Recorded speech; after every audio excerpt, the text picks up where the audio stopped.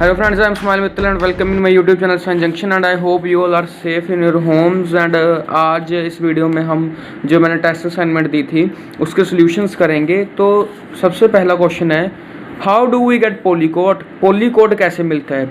तो पॉलीकोट मिलता है पॉलिएस्टर और कॉटन को मिक्स कर पॉलीकोट बनाया जाता है। ठीक है, पॉलिएस्टर प्लस कॉटन, ठीक है, इन दोनों का मिक्स कर जो मिक्सचर बनाया जाता है उससे बनता है पॉलीकोट, जिससे बहुत सारे जो कपड़े बनते हैं। ठीक है, पॉलीकोट से।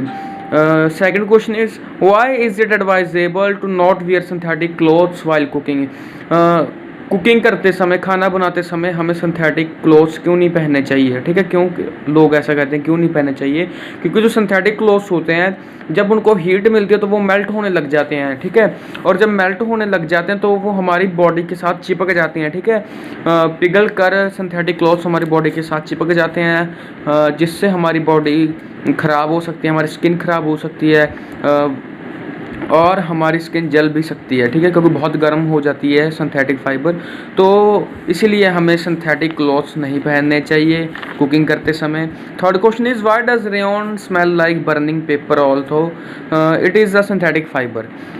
रेयॉन जैसे कि जब हम उसको जलाते हैं तो जैसे पेपर जल रहा होता है, कागज़ जल रहा होता है, वैसी स्मेल क्यों करती है? ठीक है, जबकि ये एक सिंथेटिक फाइबर है। तो ये इसलिए स्मेल करती है क्योंकि जो रेयॉन है वो सेलुलोज से बनाई जाती है और सेलुलोज हमें प्लांट से मिलता है, पेपर भी हमें प्लांट से मिलता है। ठीक है, तो जो सेलुलोज है वो एक नेचुरल जो पॉलीमर है। ठीक है, तो इसीलिए प्लांट से मिलने के कारण इसकी स्मेल भी पेपर जैसी होती है, जैसे ही पेपर जलता है उसी की तरह इसकी स्मेल होती है। ठीक है, fourth question is, why plastic does not rust like iron.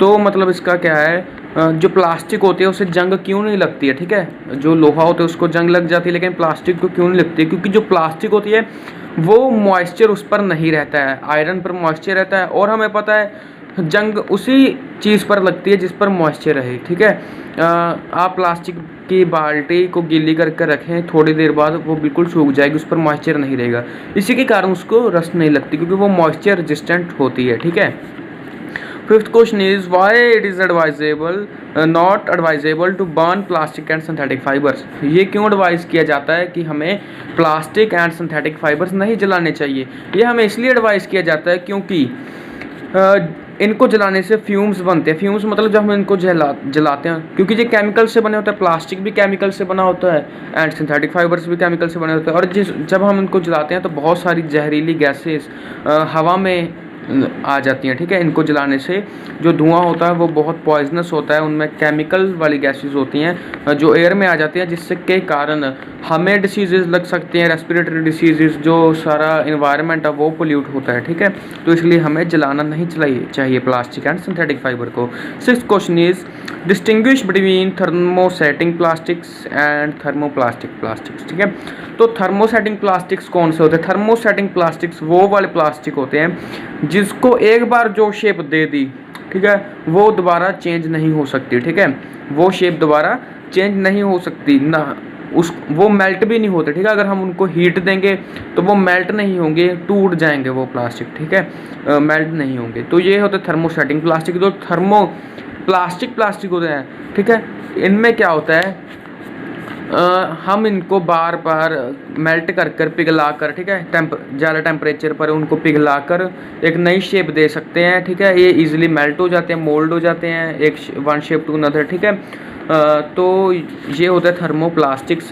जो थर्मोसेटिंग होते हैं वो मेल्ट नहीं होते, मोल्ड नहीं होते। ठीक है, next question is, right difference between PVC and bakelite. PVC and bakelite में क्या डिफरेंस है? ठीक है, जो पीवीसी है वो क्या है, थर्मोप्लास्टिक है, जो बेकेलाइट है वो थर्मोसेटिंग है। ठीक है, PVC is thermoplastic and bakelite is thermosetting. मतलब पीवीसी को अगर हम पिघलाएं, हीट दें तो वो पिघल जाती है और हम उसको नई शेप दे सकते हैं। ठीक है, बट जो बेकेलाइट है अगर हम उसको हीट दें तो वो नहीं पिघलेगी, जिसके कारण हम उसको नई शेप नहीं दे सकते।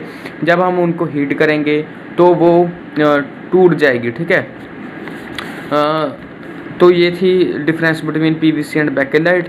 ठीक है, जो पीवीसी होती है वो सॉफ्ट होती है, जो बेकेलाइट होती है वो हार्ड होती है। ठीक है, eighth question is write an activity to show synthetic fibres are stronger than cotton fibres. ठीक है, एक ऐसी एक्टिविटी बतानी है जिससे पता चले कि जो सिंथेटिक फाइबर्स हैं वो कॉटन के फाइबर से ज़्यादा मजबूत होते हैं। तो इसके लिए आपने क्या करना है, एक कॉटन का थ्रेड ले लीजिए, कॉटन का धागा ले लीजिए, और एक सिंथेटिक फाइबर का थ्रेड ले लीजिए। ठीक है, तो दोनों को क्या करिए, लटका दीजिए। ठीक है, किसी भी हुक वगैरह से उनको बांध दीजिए, और एक तरफ उसको हुक से बांध दिया, लमका दिया। ठीक है, और दूसरी साइड उस पर कोई वज़न लमका दीजिए। ठीक है, वज़न क्या है उसके साथ बांध दीजिए, और आपने देखना है कि कौन सा जो थ्रेड है वो जल्दी टूटेगा। और आप देखेंगे कि जो कॉटन का थ्रेड है वो जल्दी टूटेगा। ठीक है, सिंथेटिक के फाइबर के थ्रेड से कॉटन फाइबर का जो थ्रेड है वो जल्दी टूटेगा, जिससे हमें पता चलता है कि जो कॉटन का थ्रेड है, कॉटन फाइबर है, वो वीक है as compare to synthetic fibres. ठीक है, जो सिंथेटिक फाइबर्स होते हैं वो स्ट्रॉन्ग होते हैं। Next question is what are synthetic fibers, mention the importance of synthetic polymers in life. ठीक है, सिंथेटिक फाइबर्स क्या होते हैं? Synthetic fibres man made fibres होते हैं, जो आर्टिफिशियल फाइबर होते हैं, केमिकल से बनाए जाते हैं। ठीक है, मैन के द्वारा, इंसान के द्वारा केमिकल से जो फाइबर्स बनाए जाते हैं उनको कहते हैं हम सिंथेटिक फाइबर। उनकी क्या इंपॉर्टेंस है? ये बहुत हमारे जीवन में इंपॉर्टेंस रखते हैं, क्योंकि जो नेचुरल फाइबर होते हैं वो बहुत महंगे होते हैं, लेकिन जो सिंथेटिक फाइबर होते हैं वो बहुत सस्ते होते हैं, इसलिए हम ईजिली इनको अफोर्ड कर सकते हैं, मतलब ख़रीद सकते हैं। ठीक है, सस्ते होते हैं, ये ज़्यादा समय तक चलते हैं, ड्यूरेबल होते हैं। ठीक है, लंबे समय तक ये चलने वाले होते हैं।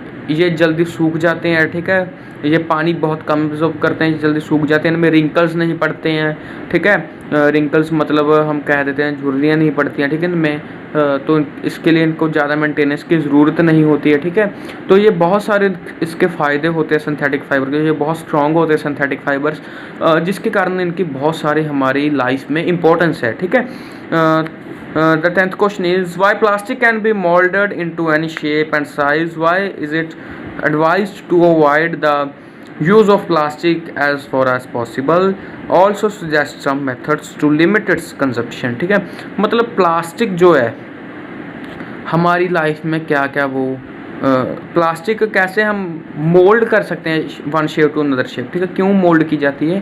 ताकि क्या है, हमारी जो प्लास्टिक है, थर्मोप्लास्टिक होती है, हम उसको हीट करके मोल्ड कर सकते हैं। ठीक है, वन शेप टू अनदर वो मेल्ट हो जाती है। ठीक है, जिसके कारण हम जो वेस्ट प्लास्टिक होती है उससे नई प्लास्टिक के ऑब्जेक्ट्स बना सकते हैं। जो हमारे घर में प्लास्टिक वेस्ट है, ठीक है, हम उसको रिसाइकल के लिए दे सकते हैं। हमारे जो पास कोई कबाड़ की दुकान है वहाँ वो रिसाइकल होने के लिए जाती है आगे फैक्ट्रीज में, और जिससे नए प्रोडक्ट्स बन के आते हैं। ठीक है, और अलग अलग शेप एंड साइज़ दे सकते हैं, क्योंकि जो प्लास्टिक होती है उसके जो बॉन्ड्स होते हैं वो बहुत वीक होते हैं। ठीक है, आसानी से जो प्लास्टिक है वो पिघल जाती है।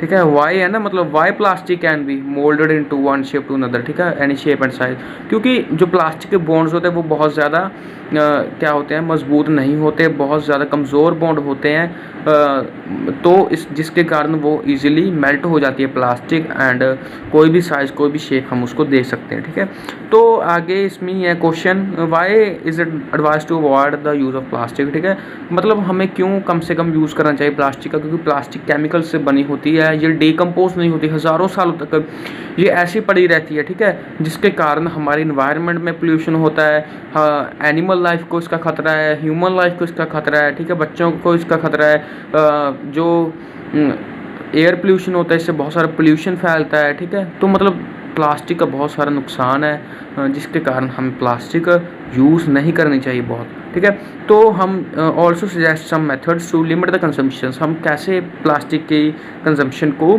कम कर सकते हैं, क्या क्या मेथड्स हमने कुछ बताने हैं। तो एक तो है प्लास्टिक बैग्स की जगह पर जो हमें कॉटन के, जूट के थैले बरतने चाहिए। ठीक है, जूट बैग्स बरतने चाहिए, कॉटन बैग्स बरतने चाहिए। ठीक है, जो हमारे घरों में पुरानी प्लास्टिक है उन्हीं को गिराना नहीं चाहिए, रिसाइकल के लिए दे देना चाहिए। ठीक है, ताकि उसी से ही नई प्लास्टिक बन सके। ठीक है, और क्या करना चाहिए, हमें बिल्कुल रोकना चाहिए, प्लास्टिक के यूज़ को बिल्कुल ही रोकना चाहिए। तो ये कुछ मेथड्स हैं। Next question is give one words. ठीक है, वन वर्ड में आंसर देना है। Synthetic fibres, first is synthetic fibres. तो सिंथेटिक फाइबर्स क्या होते हैं? Man made fibres. इसका वन वर्ड आंसर आएगा मैन मेड फाइबर्स, या आप लिख सकते हैं artificial fibres. Second is source of rayon. Rayon का सोर्स का क्या है, तो इसका सोर्स है, कहाँ से मिलती है रेयॉन, सेलुलोजिक फाइबर, ठीक है। Source of rayon is cellulosic polymer, sorry, ठीक है, सेलुलोजिक पॉलीमर इसका सोर्स है, सेलुलोजिक पॉलीमर से रेयॉन बनती है, ठीक है। Next is material similar to silk in appearance, silk के बिल्कुल सिल्क जैसे दिखने वाला मटेरियल कौन सा है, तो वो है रेयॉन, ठीक है। इसका आंसर आएगा रेयॉन मटेरियल है जो बिल्कुल सिल्क की तरह दिखता है, सिल्क के जैसे ही उसमें सारी प्रॉपर्टीज़ होती हैं। Next is polymer is a chain of many small units joined together which are called, मतलब उस दिन मैंने बताया था जो पॉलीमर है वो बहुत चेन होती है, ठीक है, जो छोटे छोटे टुकड़ों से बनकर एक नई चेन बनती है, छोटे छोटे टुकड़ों को मिलाकर एक बड़ी चेन बनाई जाती है, तो बड़ी चेन को कहते हैं पॉलीमर, और जो छोटे छोटे पीसीज होते हैं उनको कहते हैं मोनोमर, मतलब बहुत सारे मोनोमर्स को मिलाकर एक पॉलीमर बनाया जाता है, ठीक है। मोनोमर्स जब जुड़ते जाते हैं तो उससे एक पॉलीमर बन जाता है, और एक पॉलीमर में 2 लाख मोनोमर होते हैं, ठीक है, एक पॉलीमर में 2 लाख मोनोमर होते हैं। और ये थी हमारी टेस्ट असाइनमेंट। मुझे उम्मीद है कि आपको ये सारी समझ आ गई होगी, ठीक है। अगर आपको टेस्ट असाइनमेंट चाहिए तो कमेंट में अपना नंबर दे दीजिए, मैं उस पर PDF सेंड कर दूँगा। एंड नेक्स्ट वीडियो में हम नेक्स्ट चैप्टर स्टार्ट करेंगे, तो वो भी ज़रूर देखिएगा। Thank you friends.